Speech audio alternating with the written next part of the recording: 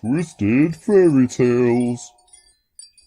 The YouTube show you love to watch bring you an anthology truly top-notch. Over 14 stories and over 80 pages. Rest assured this is not for all ages, so sit back in your chair, drink up your ale, and grab your copy of Twisted Fairy Tales. Showcasing creators, both old and new, the Bargain Bin knew just what to do. Cool art, cool stories, all from cool scripts. To top it off, we added some sexy chicks.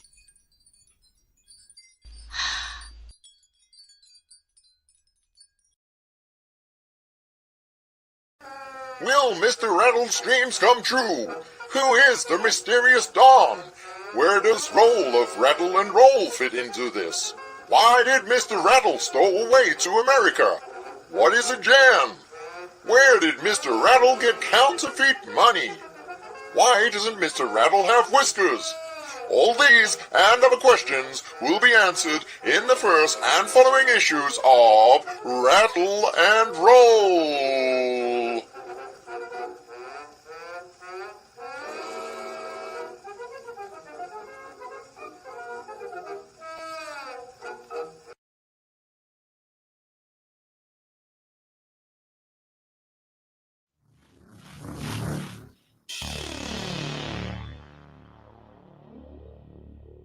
Evil lurks in the darkest corners of outer space. The fate of the galaxy lies in the balance. But have no fear, adventurer.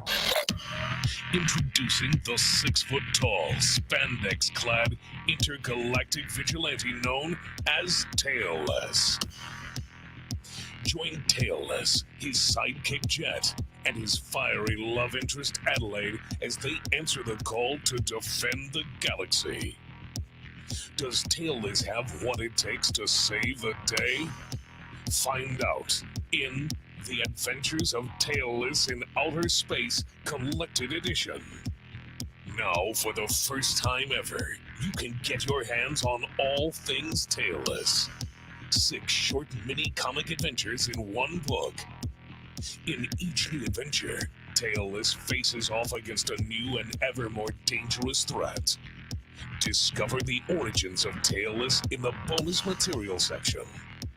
An expansive deep dive into the character's creation, featuring every single image, story, and fan art of Tailless ever created.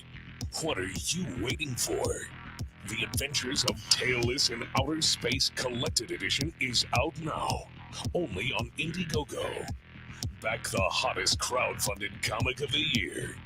Adventure lies in your hands.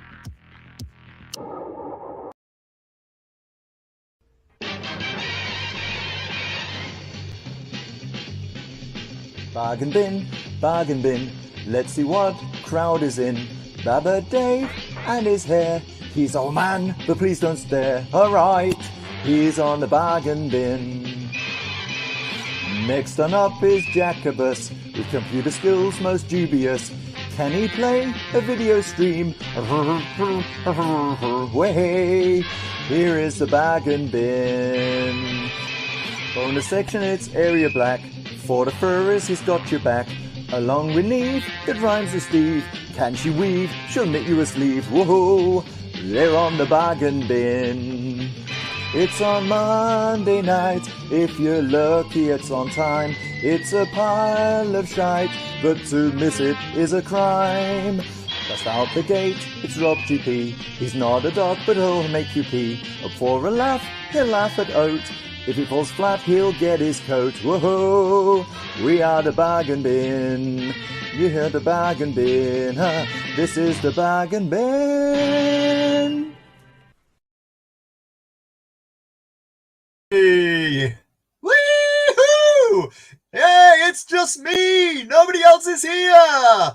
As you may have guessed from our test screen today, in nomine Patri, Spiritus Sancti, I Filii da Fiche.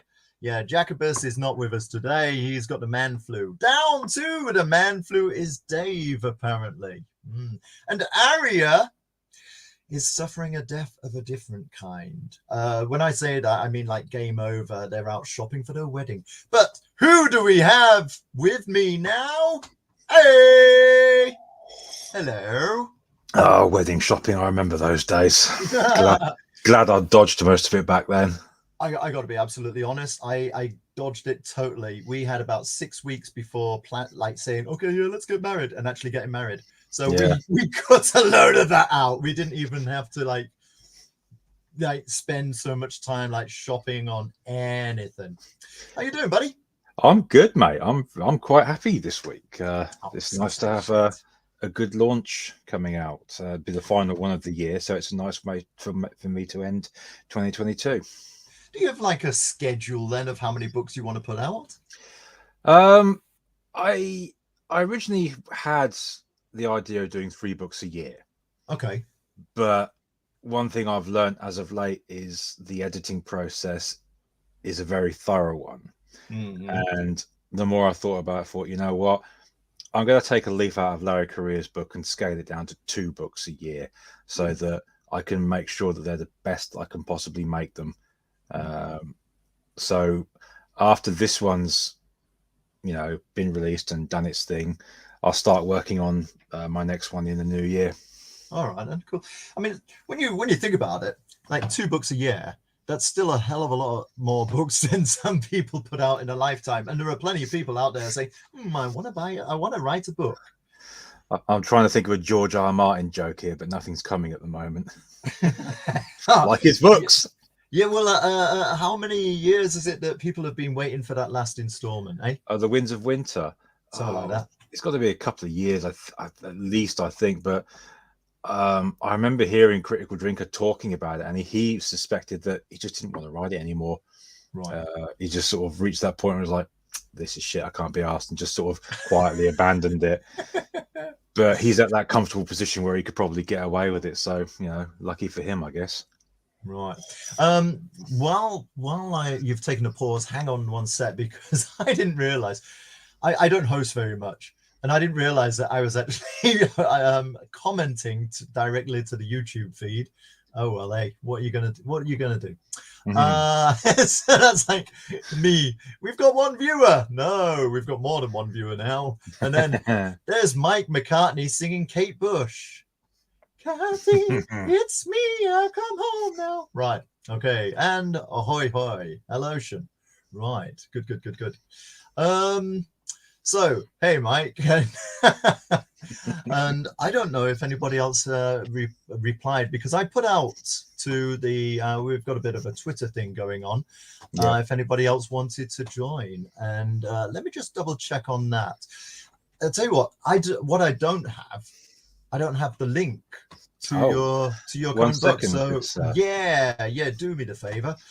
Right. Absolutely. Tell you what, let's see if you can multitask. So how about give us a bit of a lowdown on the book and send us a link. There you go. Let me make you big.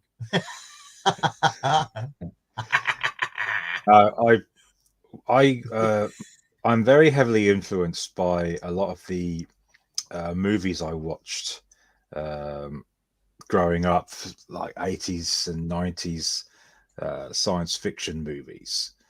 And there was a particular type that I liked, the underwater science fiction movies, The Abyss, Leviathan, Deep Star 6, and that sort of thing. I've just sent you the link, by the way. Brilliant. I had decided that I wanted to write a book that was a homage to all that. But I didn't have the idea at the time, so I sort of had a rough sort of plan of what I wanted to do. And then my son introduced me to this video game called Subnautica. And in it, the story of the main character is that he crashes on this planet as part of this crew, this big ship. But you can't get off. You've got to sort of build your way off, like arts and crafts, Minecraft style, I suppose. But the thing about that was it had a lot of very scary monsters in it. And you had to travel to each region by first a little sort of, I don't know what they're called, like an underwater speedy motor sort of thing, and then you use, An underwater what? Speedy motor? yeah, it was like a thing you hold it and it sort of, I can't remember, Oh, right, yeah, like I can't think what they're yeah. called. Oh God, yeah, like a And then yeah, scuba. Yeah, I have no idea what they're yeah, called either. I can't and think of then it at the you'd moment. build a small craft, and then you'd build a little mech suit, and then you'd build a submarine.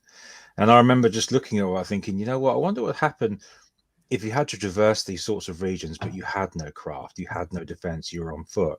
And that was when the idea came to me. So All I right. wrote this. Let me see what we're in now. We're in 2022. I think I wrote it at the arse end of 21, and the editing process took a while for reasons you might be aware of. But it's the one story that I'm most proud of at the moment, anyway, All right. because it's that close to my heart. So it's nice to see it finally coming out. Right. I just have to say, it says here temporarily out of stock. Yeah, That's something yeah, is that right. on It launches tomorrow. Oh, right. Okay, that's fine But for then. some reason, Amazon's showing the paperback is available now, which, well, it's typical Right. Amazon, I guess. But Yeah. I chose to release it tomorrow because it would have been my wife's granddad's birthday had he still been with us. He died at the end of 2020. Okay. So that was just sort of my little nod to him to say we still think about you, Mick. So That's nice. rest in peace, buddy. Oh, cool. Yeah, sorry for your loss, of course. Yeah, it was a funny one because the restrictions were still in place at the time, so she could go to the funeral, but her and her sister had to travel some way because it was in Kings Lynn, so they went, and I had to sort of look after my kids and her sister's daughter as well, which is my niece. And for some reason, they didn't think I could do it, which I just thought was funny. And the night before, she sent me a message saying, "Is Molly all right?" And I sent her a reply saying, "I sent her out into the night for food. I don't think her chances are very good." And she just responded, "Twat." So I screen grabbed that message and put it on Facebook and tagged her in it. And the next morning before the funeral, she texted me again, "Are all the kids ready for school?" And I said, "No, they're rolling around in the garden." And she replied, "A simple yes would have been nice." So again, I screen grabbed that and put it on Facebook and tagged her in it. And the funny thing was, after the funeral, some of her relatives had seen the screen grabs and were having a laugh about it and taking the piss out of me and her. So I like to think I provided a little highlight for the day. It was. I don't know if it's the kind of thing, at a solemn event, at like a funeral, and people like checking their Facebook and laughing out in a in a pew. I don't know. It's been a while since I've been to a funeral because my uncle caught and died from COVID, and this was early 21, and I couldn't go to that funeral, so I had to watch it live via live stream, which is a very peculiar process. Oh my God! Yeah, I can't imagine that. I mean, like, hey, welcome to the 21st century, everybody. Yeah. Jeez. Live stream funerals. The next thing. No, like, did you? I mean, this is it. Like, this is the questions. Do you dress up? I got the day off work for it, and I didn't dress up because I just thought it would just be weird. But the funny thing was, with my uncle's sense of humor, when they started to play the live link, the first music was Status Quo, Rocking All Over the World. And I'm sort of sitting there watching it like this, and I'm going, have I tuned this to the right thing? And of course, it was his funeral. That was just my uncle's sense of humor, I suppose. All right, fair. Right. I tell you what, hey, do you have a particular excerpt that is like your favorite excerpt of the book that maybe I should have asked you this at the beginning, that maybe you'd like to read out like a couple of paragraphs from? Yeah, I think I can do that. Putting you on the spot. I don't mind that at all. Let's see. I'll read a bit from chapter 1. It's where the main character, she's just had a Barney with her husband, and she's sort of stomped onto the bridge of the underwater station they're in, and she's just talking to her crewman. Right. Sorry I'm late, Mary said, patting him on the shoulder. Will coughed, removing a synthetic cigarette from behind his ear. Nah, you ain't late. I'm just really tired. A little shorter than Mary, Will never left his room without the red and white hat she had always known him to wear. Being a former member of the local armed forces, he was never one to shy away from taking the night shift in case of an emergency. Mary would have liked others to take their turn, including Edward, but Will was always up for doing it. Mind if I smoke one before hitting the sack? Will requested. Smoke away, Mr. Lloyd, smoke away, Mary said as she logged into the main computer. Will lit his cigarette with the same titanium light he'd had since the military and took a drag. As Mary faced him, he blew out several smoke rings of varying sizes. I knew girls in school that always tried but could never do that, Mary said with a smile. Took some practice. Guard duty was boring as hell, so me and some of the other guys learned new tricks along the way, Will said dismissively. Mary nodded, remembering he had organised card games and taught those who could not play for the occasion. Friday nights became that little bit more interesting as a result. Anything to report? Mary asked, but she knew the answer. Nothing ever happened at night in the dark of the ocean. The larger creatures they knew of were territorial and stuck to their domains, which were a long way from them. Occasional schools of fish came by, but they were nothing worth mentioning. The only reason someone had to be on the bridge was in case of an emergency broadcast or a message came in. Since Mary had been in charge of the station, such an event had never happened. That's the start of it. Alrighty, okay. Yeah, I'm just checking, and I don't think I should be like giving. I'm checking the what do you call it, the chat. Mm-hmm. I don't know if you can see this as well. Do we want to see like hot photos of this guy's sister? What guy's sister? What are you talking about? Okay, in the private, in the chat, in the YouTube chat, there's hot photos of. Here you go. I don't see any. You don't see the chat. Okay, no problem.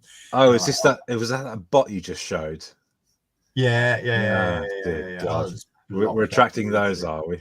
Oh, I guess we are. And I just blocked him. The first time I've ever blocked someone. Hey.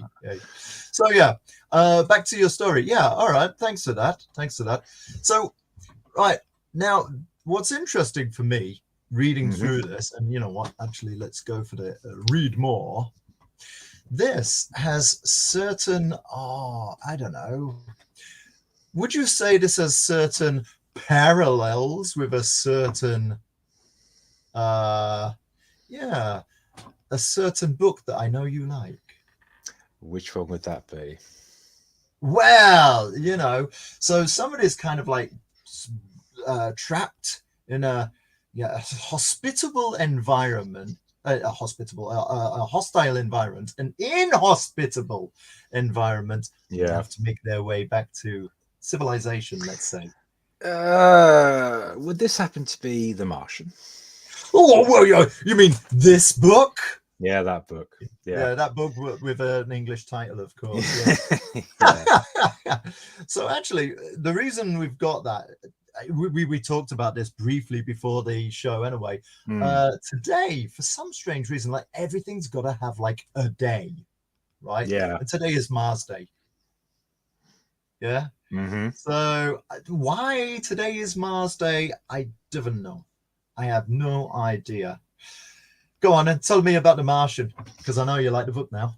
Well, The Martian, it's more the audio book, because I love the book's history, because it was originally him publishing a chapter a week on his blog, right? And because the readers would point out typos and all that along the way, it became this thing that it is now. And I think he was asked if he was going to publish it on Amazon Kindle, and he said okay, and he put it on there at the lowest price he could think of, which was 99 cents back then. And the book did really, really well, and because HarperCollins saw it, he got a deal for the paperback. But it's the audio book that I love the most, because it was narrated by a guy called R.C. Bray. I think it's Richard Bray, his name is, but he goes by R.C. Bray. Yeah. And he's pretty much one of the rock stars of the narration world. And because the audiobook for that was so well made by Podium, that's what kind of kickstarted the audiobook craze sort of really taking off. And I've got it saved on my phone because Podium sadly lost the rights to it, and Amazon claimed it, and they re-recorded it with Will Wheaton doing the narration. And that's like trading Coca-Cola for that cheap shit from the local supermarket. And Okay. I've heard the narration. It's just not the same. Alrighty. Well, hang on one sec. I gotta share this.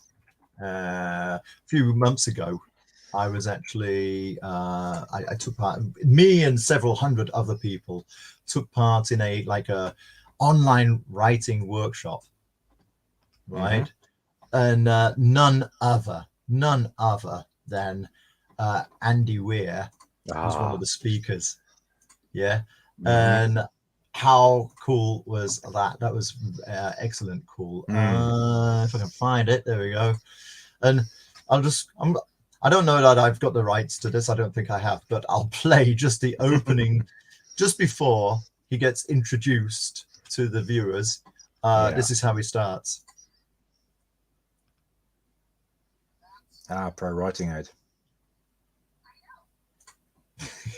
That's his opening line. That's who really did 9/11.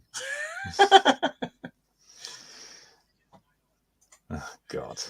And what I absolutely love about this, check the TARDIS. Oh, yeah. Very prominently placed, which is nice. Yeah. So yeah, I liked the Martian as well. I picked the book up here in Germany. We've got this thing. Oh, let's stop sharing that thing very much, Andy. Yeah, he's an absolute star. Actually, he was funny as hell during the whole presentation. He was really, really funny. Very, very good. If you get the chance to see him, then go for it. Right. I packed this in Germany. We got this thing called the open bookshelf. Basically, if anyone has an old book they want to pass on, they just put it in one of these open bookshelves, and there are loads of them in different cities and places. And I picked this up, and it's the German version. And I always do like to read in the original, but I started reading this, and I got to say, I read it in 3 days. It was that good. It was brilliant. I just didn't want to put it down. I'm like that with Lee Child books, but that I just did not want to put it down. I'll tell you something funny now that you've mentioned that. What's that? Have you heard of the Masterclass website? I mean, is this the one with Alan Moore and his Masterclass writing? Well, that's on the new website called BBC Maestro. I suppose it's their rival version to Masterclass, because Alan Moore's on there to teach writing. You've got chefs on there and all that. And Lee Child has done a course on series writing in popular fiction. And I've bought it, and I've been watching the lectures. There's something like 35 lectures, and I'm up to 11 at the moment. Wow. I've got to say, it's informative as hell. Is it? Yeah, nice. All right, then. I will chase that up then. Yeah, cool. And it's given me several ideas for ongoing series that I'd like to try and write. So, who knows? Well, this is also one thing I wanted to ask you. That your stories, are they in one universe? Maybe. Would this be an idea in the future of finding a way to wrap them all up in one story? Have you thought about that? I've toyed with the idea. I like doing little nods to other books in ones that I'm writing. So it's possible they're in one universe. I don't know. I don't know. I've not given it too much thought, but because I like to give nods to previous works, maybe it's the best answer I can give you right now. Because I mean, Niven's War was not set on Earth, for example. Yep. In a galaxy, I don't want to say a galaxy far, far away, but a galaxy just around the corner. Yeah, I like the idea that in my worlds, mankind spread out into the galaxy. So these things could be happening anywhere at any one time. Yeah. I like to think they're all together, but I've not fully toyed with the idea too much to give you a definitive answer on it. All right, fair enough. Righty. Good. Oh yeah, stimmt. Hang on a sec. I need to. Where's that? Where's that? No, I don't want to press end broadcast. Not just yet. There you go. Right. Let me put that on the comments. Being the host of this, obviously the layout's a little bit different. There you go. Right. I've put the link to the Amazon link up for Escape from Crescendo Station. Right. That's up before I forget. And yeah. Good. So I don't know. I think we're possibly gonna maybe gonna keep this a bit short because we've only got 25% of the bargain bin anyway. Yeah. But Mars. All right. So for whatever reason, I don't know why. Let me just find that out. Why is today Mars Day? I have no idea. What did you like about The Martian? The isolation, mainly because the guy's on his own. He's got to use his brain to survive, and even though he's on his own, he's still very much a smart-ass character, which I like. And I'll say this off the bat: I think the book is better than the film. Although I did like the film, it's a good adaptation of it. But part of what inspired me to sort of base Crescendo Station setting on it a little bit was that they're out on their own, but there's a group of them on this journey, and some of them don't like each other very much. So that was one way of me sort of thinking, well, how would I do it in this sort of setting? And with The Martian, I always loved the fact that he was on his own, and his frustrations he couldn't take out on anyone, especially when he gets the awkward transmission in the scene in the movie anyway, when he gets the scene where he finds out they don't realize he's still alive because they haven't been told, and they cut to outside the vessel Damon's sitting, and he's going that's a good touch. I like that. So I always like the fact that he's on his own throughout most of it, and for a lot of the time he's talking to himself, and he manages to sort of keep his sanity throughout the whole thing. And I like the isolation of it. I like the remote setting. Mars is, to me anyway, a very creepy looking place. Whether there's life on there or not is a debate for another time, perhaps. But or maybe a segue for a bit of karaoke with. Oh, please don't! Come on, right? So I'm just a gummy bear, just a gummy bear. Right. So what I was gonna say was, that with what I really liked about the book is the fact that it seems like so much the way it's written. It seems like he's researched. Yeah, I think Andy Weir was a NASA engineer or something like that. I can't remember now. I think he was a programmer for NASA, wasn't he? Yeah. In the interview that I showed you the clip of, what's really funny is the following: that once he actually released the book, or released, after the serialization and brought the book out, new discoveries on Mars totally reneged the way, for example, the storm. They said the storm would never have happened like that. It would, because the atmosphere was so thin, it would never have had the ferocity to like blow down, something like that. That it just wouldn't have happened, that they wouldn't have had to leave him. And it's like, shit. But still, when it comes to fact-based science fiction, you got to do the best that you can with what you got, and what you got is the current knowledge, right? And that's what he basically said there. But it's also the wonderful art of creative licensing. If it looks good or it sounds good, then do it. Sometimes, I mean, one of the action movies I always loved was Speed, and you probably know what I'm going to say here. But no, I'm thinking of the Homer Simpson version, but you carry on. No, there's obviously the bit where the bus jumps the 50-foot gap on the bridge, and there is no way in hell the bus would have been able to do it because it would have been too heavy. And when they were filming it, they had to rip out everything with inside the bus to make it light lighter. enough. Yeah. Right. Creative licensing, Quod erat whilst- demonstrandum. Yeah. yeah, it sometimes it's needed to make a story that little bit more interesting, because to be honest with you, reality is dull. And I'll tell you, there's another one that I saw recently, which again, because I was talking about this with my son, there's the Resident Evil 4 remake that's coming out. Okay. And in the original one, you've got this chainsaw guy that attacks you, and if he touches you, it's an instant kill. Okay. But in the video I've seen, Leon, he blocks the chainsaw with his pistol, holding it like that. And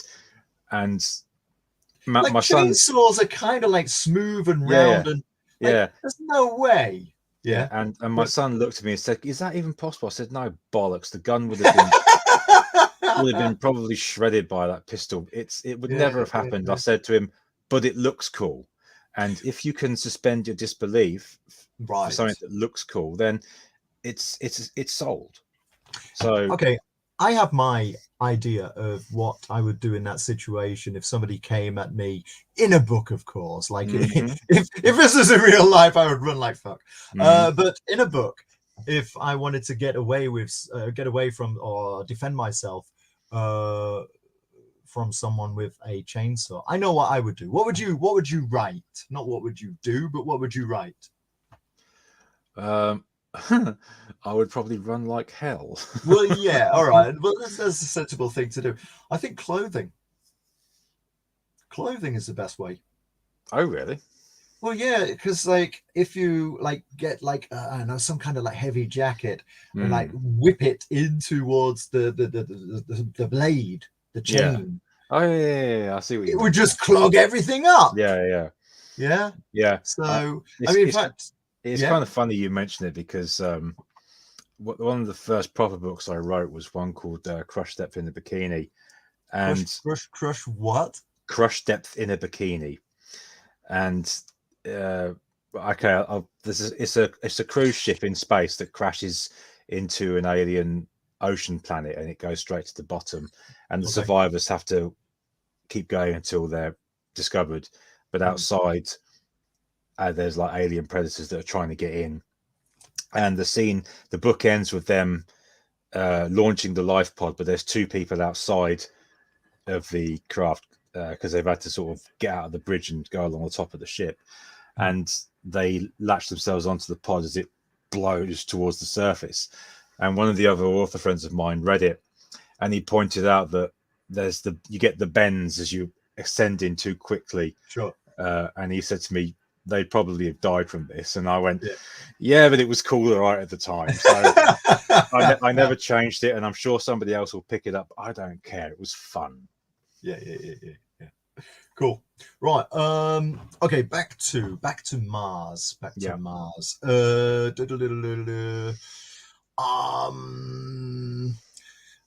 got one thing that originally Aria spent a lot of time putting together a what do you call it? A spinner wheel with descriptions that we could use to create our own Martians. Go home. But he's not here. And how's your drawing? Terrible. There you go. So, okay, a big apologies to Aria for that. You know, Aria and Neve, happy shopping, guys. But I'm sure we'll make use of that in a future episode. What we can do, though, I've got some pop quiz questions about Mars. All right. And I haven't written them down because I didn't realize it was just going to be me doing this today. But I've got them in my head. Well improvised, though. Yeah, absolutely. Pop quiz. You step out from your pod onto the surface of Mars, and you're not wearing a suit. What's going to happen to you first? Well, you won't be able to breathe. Good. Is it A, you die of asphyxiation? Is it B, you die of hyperradiation burns? Or is it C, your blood boils? Well, I think Mars is a cold atmosphere, so it would be A. I'm pretty sure. Remind me, because I didn't write them down. What was that? Oh, it's asphyxiation. So asphyxiation. We're going with asphyxiation. Yeah, I'm pretty sure it's that, because I do remember a bit from The Martian where the tent he's growing his food in is compromised, and the atmosphere just freezes it all to the point they all die. Yeah. Remember, we're talking about a film there based on a book that's not Mhm. entirely scientifically.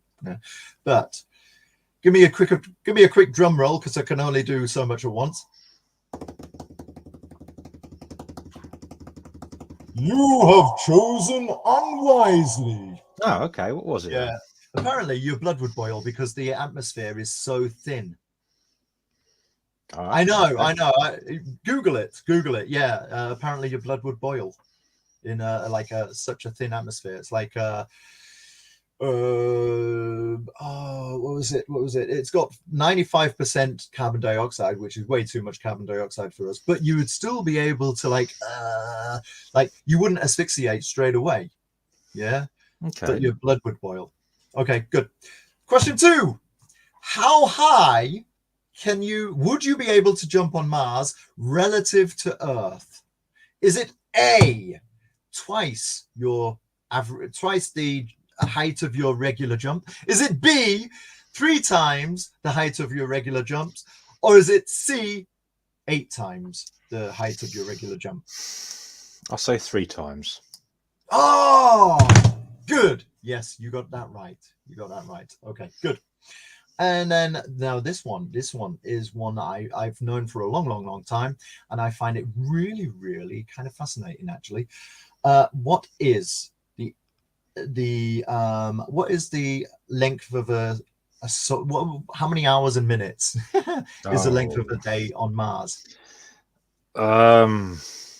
You've got me on this one. I can't remember what it was in the book, because I know he mentioned it, but I can't remember for the life of me what it was. What are my options? Oh God. Okay, so the first one would be 24.6. It's 24.6 hours, 25 and a half hours, or 26 hours. 26. Rangafallen. 26 hours. That one's for Dave. Right, no, it's 24.6. Oh, okay. Which is interesting. And I like, you know what? Gather around, all you conspiracy people. There have been sleep studies where people have been put into an environment where they don't know if it's day or night, right? And over the course of weeks and weeks and weeks, people create their own rhythm, when they get up, when they go to sleep. Would you happen to believe it? Like about 25 hours is the natural rhythm. No, which is really weird. Seeing as, like we grew up on a planet with 24 hours, 24 whatever hours in a day. Mm-hmm. And yet Mars has more or less 25 hours. They say men are from Mars. Right. I don't know who's from Uranus. Ooh. Okay, good. So those were my 3 quizzes on Mars. I got to say though, have you heard of Mars One? Book or movie? Neither. So years ago, I the first time I started taking, because I teach English here in Germany, right? Mm-hmm. I would take a little like net book into my classes to show videos and stuff of interesting, articles, whatever. One thing I remember, and this is from like 2012, and I can't remember his name, Bas Langstrom or something like that, from Holland. He created this business idea called Mars One. Okay. And the idea was to create a one-way ticket to Mars for certain people. And the concept was that it would be paid for totally by television. Yeah. Mm-hmm. That people would get together, do like a Big Brother. Obviously, yeah. Big Brother was created in Holland. A Big Brother kind of scenario where they would like be competing for a space on a trip to Mars, and this trip to Mars would be one way. And it would be like totally paid for by the licensing rights, not just in Holland, of course, because Holland is like, but all around the world. No? And I kind of lapped that up. I thought, wow, what a concept. And I think they did mention that they were going to try to put people out on a trip to Mars around about now, so 2023. No? Obviously, that did not happen. And it turned out that Mars One, yeah, it just never materialized, which is a real shame. But, you know, I think a lot of people have got their eyes on Elon Musk for all of his, well, for all of his deranged tweets and you know, I was with the class today, and I think he's got $276 million is his net worth. Not $1 billion, $276 billion. Yeah. So 44 billion on, you know, Twitter is a big drop in the ocean, but still, it's not the end of the world for him, is it? It's become a much more fun place since he took over. Define fun. Not for the workers, right? No, well, but then again, they dug their own graves as far as I'm concerned, so I have little pity for them. Oh, wow. But it's just watching the people sort of like, wow, this place is fun again. We can say stuff that we couldn't before. And it's seeing the various celebrities that got banned off the platform coming back on and going, what's changed since I was last here? It's just your humorous, especially when it was the leftists who were screeching about the fact they were going to have to find a new platform, and they couldn't do that because they couldn't get the reach like they did on Twitter. And I remember looking at one of these tweets thinking, well, you were telling those folks on the right to piss off and make their own platforms, and now the shoe's on the other foot. So I found that hilarious to watch. And some of Musk's responses to various questions he's been asked, because there was an allegation where certain individuals had paid large sums of money to get that extra special blue check, which is comical to me. It's been very amusing to watch it the last few days, and honestly, it's just making the place more fun again. Okay, alrighty. Back to Musk and Mars. Whatever's going on in his personal life in the Twitterverse, I got to admit, I did admire Musk for the idea that he really wanted to push the idea of space exploration. That, you know, NASA, for all its goods, have been kind of renegated to just like low orbit space exploration. And the idea of pushing to build a base on the moon, to pushing to go back to the moon and using that as a stepping stone for Mars. Science fiction is my big thing, right? Oh, yes, I could say mine as well. And well, you know, why not? Seeing as I'm the only one here today from the bargain bin, well, I think I can allow myself a plug as well. So there's my book, Space to Create in Chinese Science Fiction. So, well, this is a study of science fiction authors from China.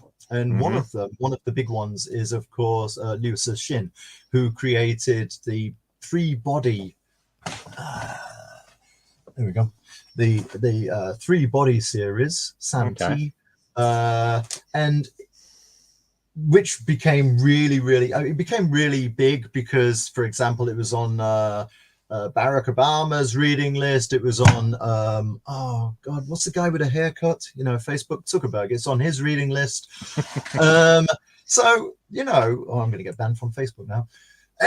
Anyway, so yeah, Three Body became like really popular. I have not read all of the Chinese version. I've read the English translation, which is, and I just thought it's okay.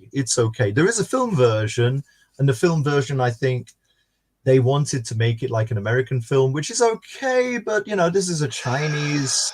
Yeah, exactly. I can see you sighing. In any case, it was okay, but it wasn't I don't think it was the thing that people were really hoping for, and this is why you haven't really heard from it very much since. Anyway, one thing that Liu Cixin wrote about space exploration is it's actually directly from one of his short stories called Taking Care of God, in which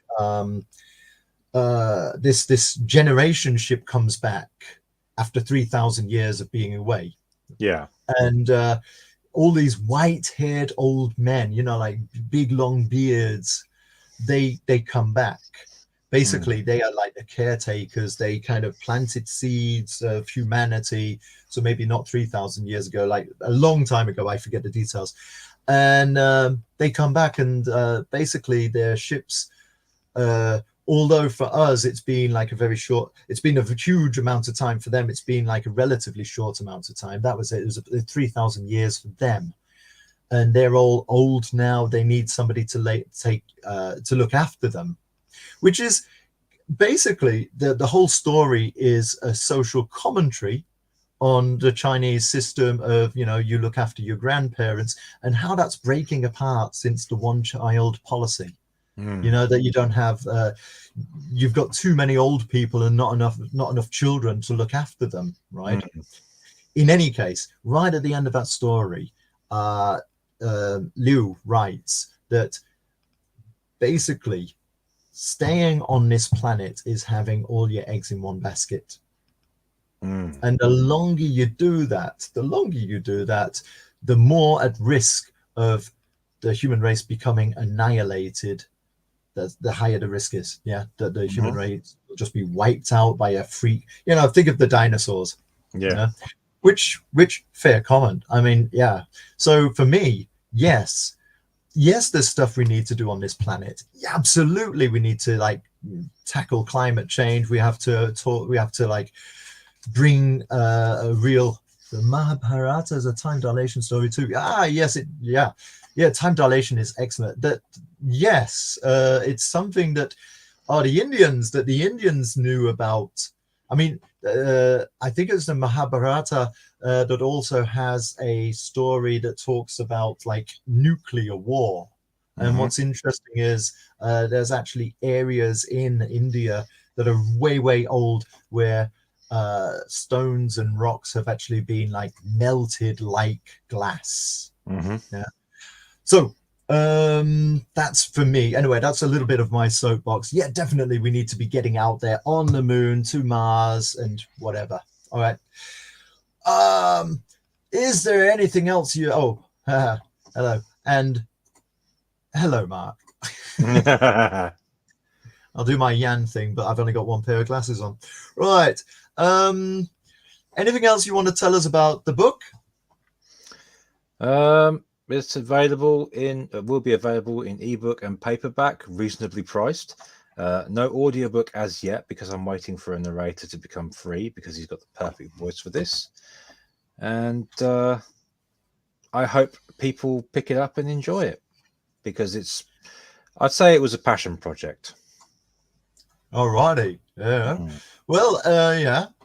I was going to say red is the color of passion, but this has got nothing to do with Mars, has it? Oh, right. Hang on a sec. We can't go yet. Because I've actually, and I'm glad that Mark is there, because I've actually stolen his idea of redistributing the memes of, what was it? Distributing the memes of wealth? Memes of production. The memes of production. Right. Mainly because... let's see. Right. Okay, and I share this. I went digging for memes today. Okay. Right. Yeah, and I kind of like these. All right. Nice try, aliens. Yeah. Do you want to read that? Hush, man.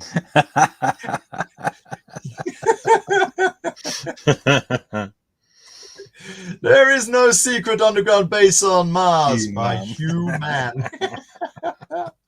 Go on, then. I'll let you. Hang on a sec. Let me see if I can zoom in a little bit. Oh, hang on. There we go. Right, you can read the next one. Interviewer, where do you see yourself in 10 years? Elon Musk. Yeah. Why does Musk keep coming up in these? Right. Oh, I've seen that. I've seen this one. This is one of my favorites. Yeah. Excellent. Yeah. Keep those pesky humans off the planet. Yeah. Were the Mars landings fake? You decide. What aliens do on... Oh, yeah. I'll let you read. Go on, you read. What aliens do on Earth? What humans do on Mars? Yeah. I like that. Beautiful geometric paints. Pictures. It's a willy. Yeah. Right. Censored by NASA, the first actual image taken via the Curiosity rover from the surface of Mars. Sounds about right. Yeah. I mean, there were so many variations on that. I just chose that one. There was another one with a Starbucks coffee cup half buried in regolith. Regolith. There you go. Yeah. Oh, how annoying! Yeah, I've seen. That's brilliant. Fuck off, go home. Yeah. Mars for Martians. Make Mars great again. Yeah, I like that actually. That's good. Change.org. Send Matt.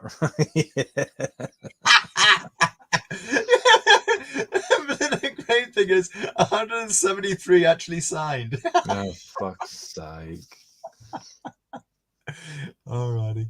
How many do I have? Oh, yeah. This is the final one.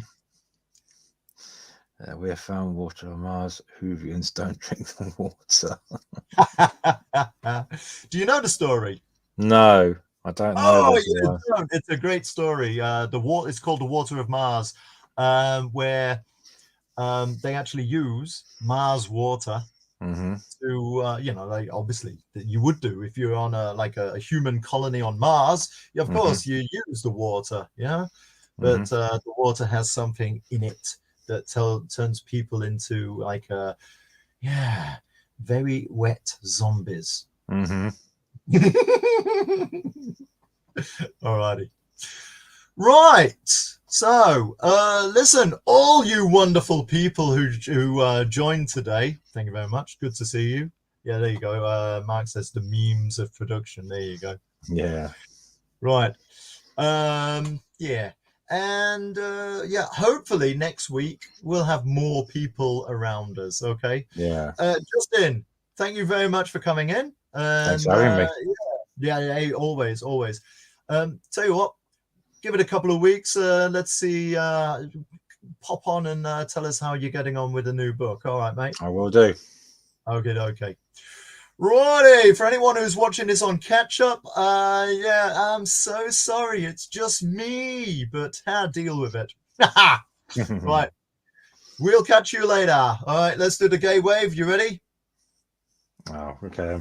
Ready? Uno, dos, tres. It's definitely got to become a thing at some point. Yeah, why not?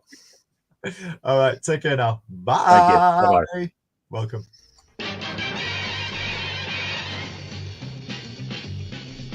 Bargain bin, let's see what crowd is in. Baba Dave and his hair.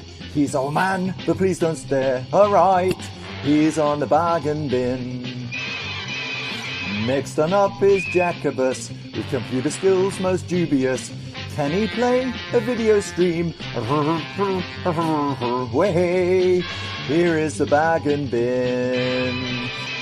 Bonus section, it's area black. For the furries, he's got your back. Along with Neve, that rhymes with Steve. Can she weave? She'll knit you a sleeve. Whoa, they're on the bargain bin.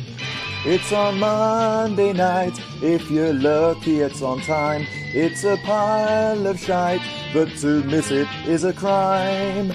Just out the gate, it's Rob GP. He's not a dog, but he'll make you pee. Up for a laugh, he'll laugh at Oat.